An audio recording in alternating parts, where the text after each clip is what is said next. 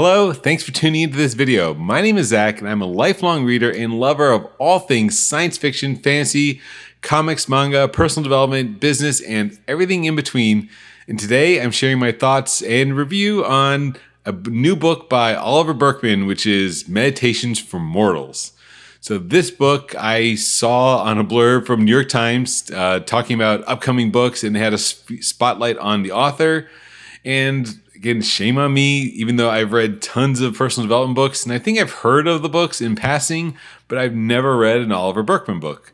And this is my first introduction to the author, so it was all kind of new to me, his writing style. So maybe if you're a fan of his writing already, this is rehash of old thoughts, and I think that's kind of the case. And what I kind of got from just reading the early reviews and reading the New York Times articles about this, that this book, Meditations for Mortals, is kind of the next step of the Oliver Burkeman philosophy on life and productivity. But with that said, if this is your first introduction to Burkeman, like I was, the great thing is that, yes, this is the latest refinement of all these teachings. So in that sense, it's always great to check out the latest and most updated thoughts on whatever productivity system or philosophy your favorite, author or guru, I guess you could say, has, because the most recent version will have just, with the current context, anything he's learned or she's learned up in their teachings with that same kind of lens to look through life. And with that said, this book I thought was really well written. It's just done in a unique way. And I'll say that I read this over a couple of days. So I know, taking that out of context now, that the book is actually designed to be read a chapter a day over 28 days. But because I read this through the library, I got it as a Libby loan through my local library. I only had it for a couple of days. So I got to this because I was reading another book, which is the Bill Gates autobiography. So after I finished that, I only had a couple of days left on my loan. So yes, that's that annoying thing with library loans when you have a bunch of new releases on hold and they all come at the same time. So I finished one and did this one, not knowing that it's actually a whole program that you're supposed to listen to one chapter at a time over 28 days. So the book is billed as a retreat for the mind. And I think that's so cool. And I feel like maybe I should just purchase this book either in physical or audiobook form, because I feel I would get more out of this on a deeper level if I did as the book implies and really kind of marinated on a chapter a day. And one of Burkeman's philosophy is kind of to take things slow and enjoy life. I've really kind of got that from his writing. That's kind of one of his guiding principles, is to not let life overwhelm you. And I think a way to do that is following the advice of this book. And that's why he tried to write this way, that you should kind of slow down and, appreciate things more, kind of that slow living. Maybe it's this whole movement like Slow Productivity by Cal Newport, which is a great book too, that we really need to slow down as a culture and not be so rush, nose to the grindstone hustle culture, that there is another way to live. And that's, I think, the central tenet of the book, and what I took away from my abbreviated speed run through this 28-day course, reading over a course of, I think, like 4 days as opposed to 28 days. Because, the chapters are really short. It's a really short book, which lends itself to quickness, and that's why you're just supposed to slow and go through it. But the central tenet of the book, and if I had to condense it to one analogy he uses, because it's kind of one of those central themes that you could maybe interpret, it's that life, he uses this analogy that life is like a kayak in a river. It's not like a cruise ship in a river. Meaning that in the kayak, you're controlling how the boat goes and you're navigating the currents, but you're also going with the flow of the rapids, right? Like there's only so much you can control in a kayak. You can steer a little bit, but you're at the mercy of the river. Versus if you're on a cruise ship, you are on this giant machine and you're charting the course and you have everything planned out. So you're kind of fighting the river by exerting more control because you've got your big engine in the ship, versus you're the little boat in the big river just going with the flow. So it's that giving into the craziness of life is one of the main teachings that is in a lot of these kind of daily lessons and daily meditations. So it's meditations in the sense of Marcus Aurelius's meditations, not meditations like, close your eyes and meditate on a phrase for 10 minutes, which is great too. And you should do the mindfulness, but it's mindfulness in everyday life. So that's the subtext, the everyday life for mortals, is how these meditations and these, again, maybe I'm going to meditation because one of the things this book reminds me of a lot is the popular phrase, it's Stoic philosophy. So it's these core principles that have been around for ages. It's, that you are only in control of how you respond to the world, right? That's one of the central tenets that I've heard, repackaged in so many different ways. And that's the same thing I'm saying with the kayak versus cruise ship analogy, that the kayak doesn't exert control over the world. It just responds to it. That's the only thing the kayak can do. So it's not how you respond to it's how you respond back to the world. So that philosophy is one of the threads of the book. And looking at one of his previous articles, I guess not previous article, his last article. So the final article from The Guardian, I read that after reading this book, and reflecting back on the article, I feel a lot of those themes, it's one of those things where an author kind of has these great thoughts, and which he should, right? He's been a writer, so his background is a writer, and he takes these thoughts from his writing, his articles, and he's turned them into books. I think that was the basis, this final article that came into 4,000 Weeks, which is, as the title implies, about kind of maximizing the 4,000 weeks you're given in life. So it's going with the flow, but going with the change of life and adapting the change and maximizing the change and its effects on you. And that's, again, refined a little bit more in this follow-up to 4,000 Weeks, which is Meditations for Mortals, which is taking the concept of you're only given this one life. Again, memento mori, here's the Stoicism again, that, death is coming for us all, that we're only given one life to live, so make the most of it. That's refined to this daily respond to this life in the most positive way possible as we navigate this life together and make the most of our life and our time here, our 4,000 weeks. So the other thing, as I'm listening to this book, I was contrasting to another book I jumped over from because my holds came due, which I was listening to The Let Them Theory by Mel Robbins, who's big in the podcast space and the video space. And I watch her YouTube videos. I think the guests she brings on, her perspective is great. And one contrast I'll say that I noticed with this book by Burkeman, and if you've read a ton of personal development books like I have, his perspective is that of like stoicism for a middle-aged white male from a Western world.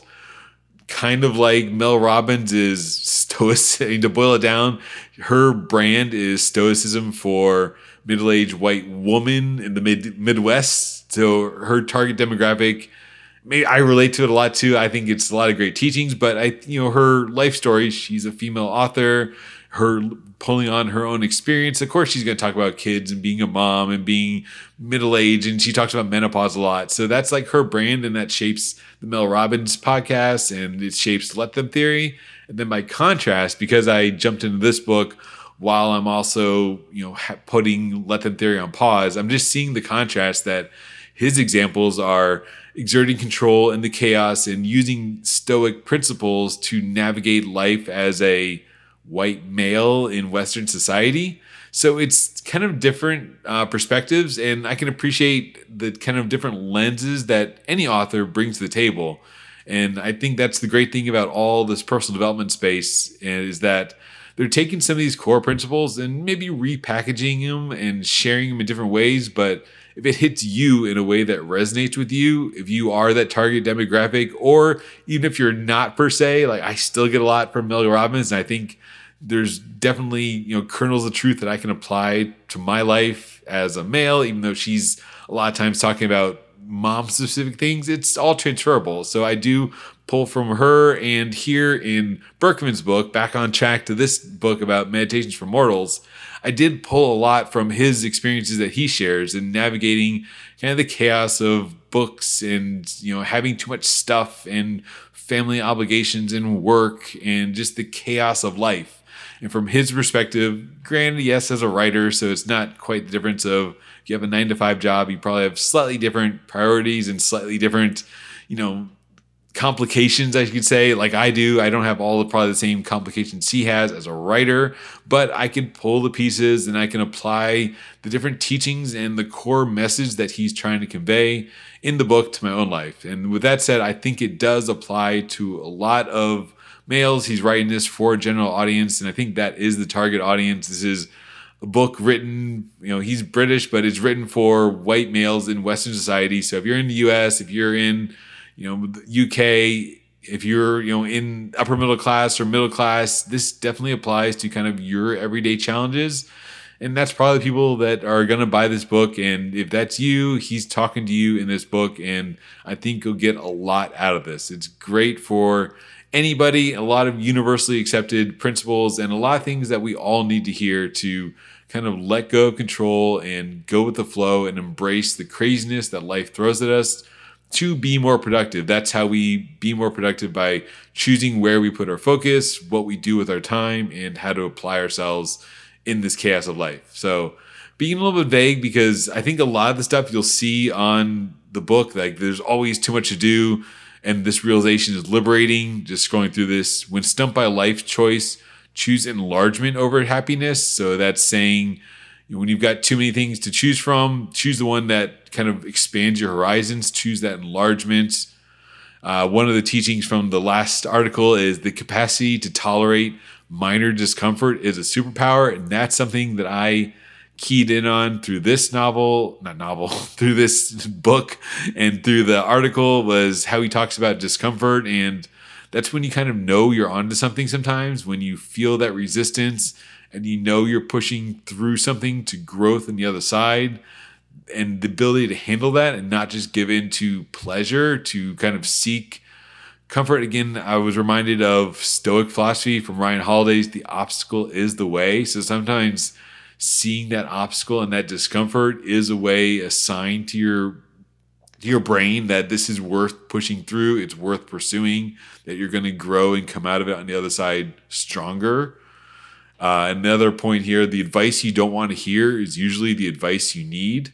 So again, this is that discomfort. So sometimes it's the way your body is telling you, not your body, but your mind is telling you that you don't want to hear it, because it's your body's way of like a defense mechanism, but you need to push through that discomfort, because that's what you actually need to do. That deep down in your heart that yes, you should bite the bullet and have that difficult conversation, and that's what's going to lead to growth and lead to long-term happiness.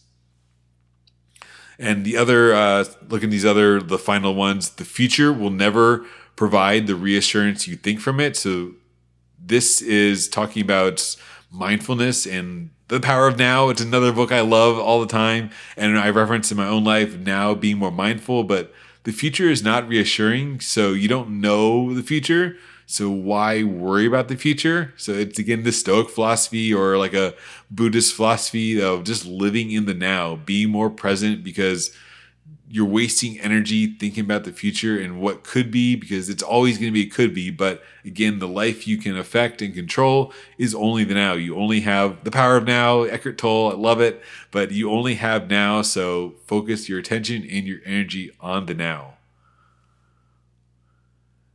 Some other ones, selflessness is overrated, and know when to move on. So also, have the wisdom to when it's worth to put your energy things and when it's not. These are explored in this book, as well as meditations and just general life advice. So I encourage you, if you're interested in Oliver Burkeman, thinking Eckhart Tolle, but Oliver Burkeman, if you're interested in him, do check out his final piece on The Guardian. I thought those principles were great, and he kind of packages these a little bit differently with his learning since then, and how to apply them to the modern world, and gives us other ways to kind of frame these traditionally Stoic philosophies that have been, worked through the ages. They are tried and true. So this is nothing like, fluffy magic. This is, the core that we need to hear. This is the difficult conversation. This is the hard, truth that we need to push through.